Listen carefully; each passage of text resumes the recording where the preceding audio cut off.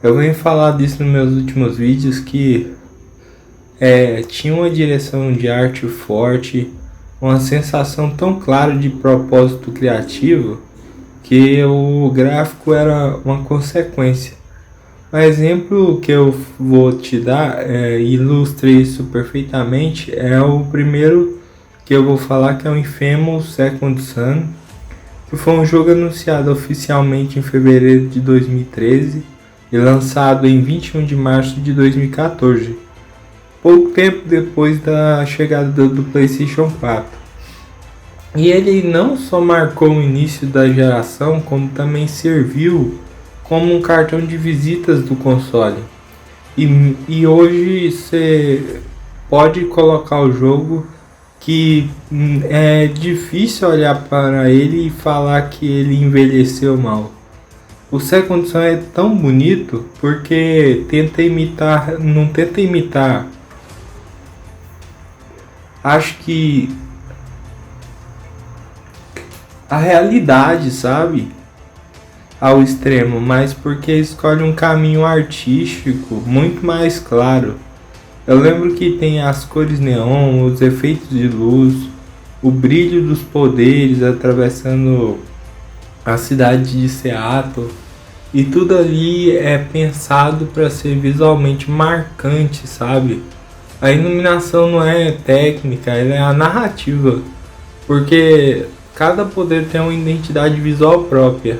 Cada explosão de luz conversa com o tema do jogo: rebeldia, energia, juventude, caos urbano.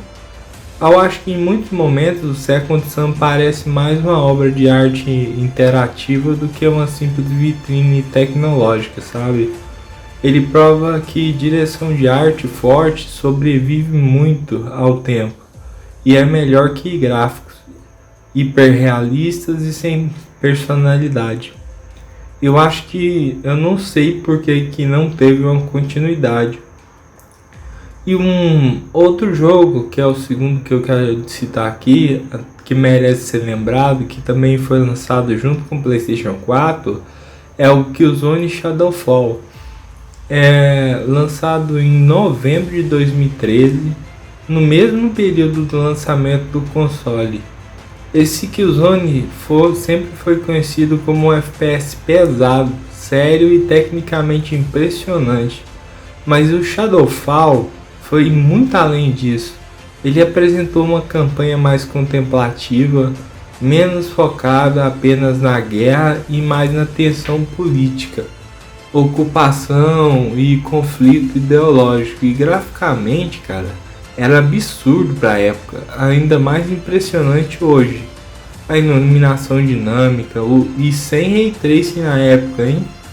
O cenário também era futurista, misturado com área natural, e tudo criava uma atmosfera tão única. E o som também é um outro destaque. A arma tem peso, impacto, identidade sonora, e aquele tipo de jogo em que você sente que cada disparo, cada explosão, e talvez o mais curioso seja perceber que mesmo tantos anos depois, eu acho que hoje em dia ninguém conseguiu entregar um FPS com a mesma combinação. Eu acho que seja ele Call of Duty, seja ele Battlefield ou qualquer outro, tinha uma campanha tão sólida e uma identidade visual tão complexa, uma qualidade sonora, um polimento técnico, que eu acho que eles queriam mesmo mostrar o potencial do PlayStation 4. E o Shadowfall fez naquela geração, e ainda assim a franquia simplesmente desapareceu. Sem continuação, sem remake, sem nada. E saindo do PlayStation e indo para o outro lado da geração, a gente tem outro, que é o terceiro, o Rise, o Son of Rome, que é muitas vezes lembrado como só aquele jogo bonito de lançamento. Mas quando você joga, ele é muito mais do que isso. Rise foi lançado junto com o Xbox One em novembro de 2013 também, e apostava fortemente em uma abordagem cinematográfica também, sabe? O jogo conta a história de um soldado romano que vê sua família ser brutalmente assassinada durante a invasão bárbara. em Roma. E é a partir daí que embarcam a jornada de vingança, honra, lealdade ao Império Romano. E o Rise é tão especial que não é apenas visualmente impressionante, que até hoje chama atenção, mas o cuidado com detalhes históricos e também estéticos, as armaduras, as cidades, os coliseus, a arquitetura. Roma é retratada como uma grandiosa e quase palpável. O jogo também acerta em mostrar a formação do exército romano e a disciplina militar, o combate em grupo, a formação do pelotão e os escudos alinhados. Mesmo com um sistema de combate simples, ele comunica muito bem a ideia de organização, da força coletiva e da brutalidade controlada, e é extremamente fiel ao imaginário histórico romano. Rise é um daqueles jogos que hoje quase ninguém mais cita, mas apresentam a época em que estúdios ainda estavam dispostos a apostar em novas IPs ambiciosas para mostrar o potencial do novo console, não só em gráfico, mas em atmosfera, narrativa. E falando em ambientação, é impossível a gente também não mencionar o último dessa lista, que é o Quantum Break, lançado para Xbox One também em 2016. O Quantum Break é um daqueles projetos que parecem ter nascido grande demais para um próprio mercado.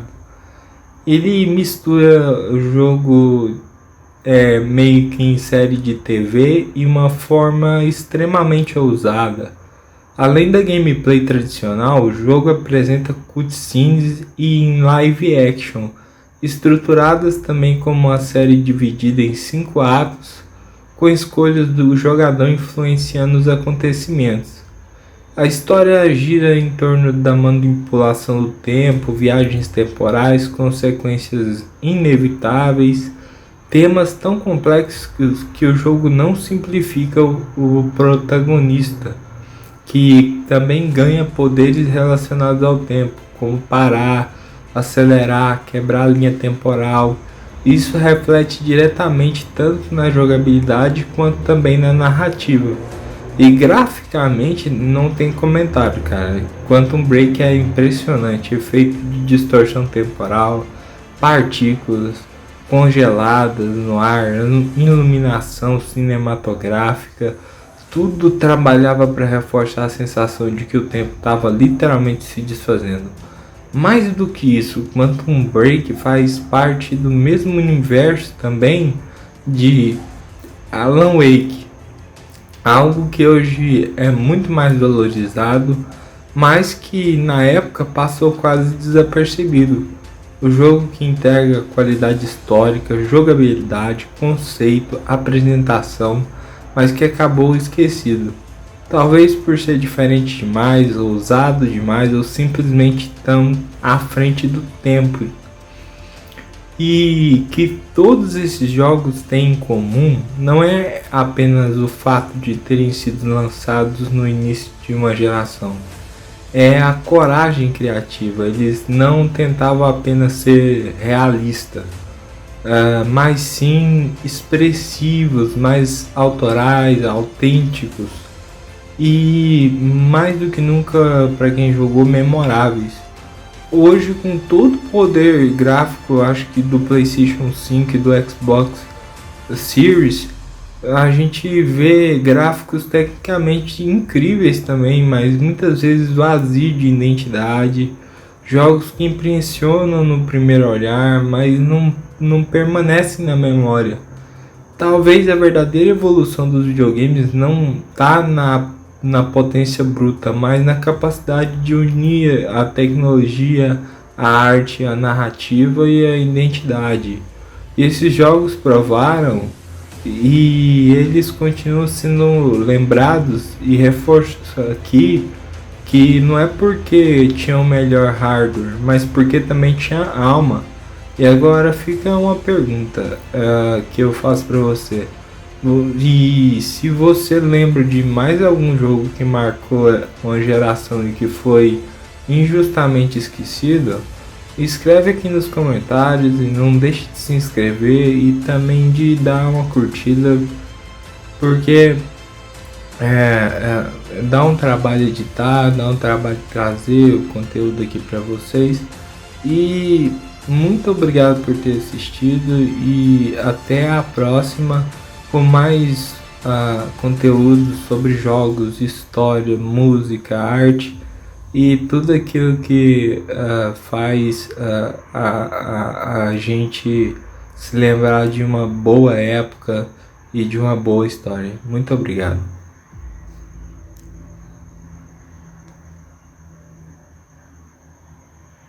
Dentro. Cara, eu tô tão ansioso. Você ainda não me disse o que é isso. Eu sei. Até mais. Por que às 4 e não quando amanhecesse? O Paul sempre foi meio dramático.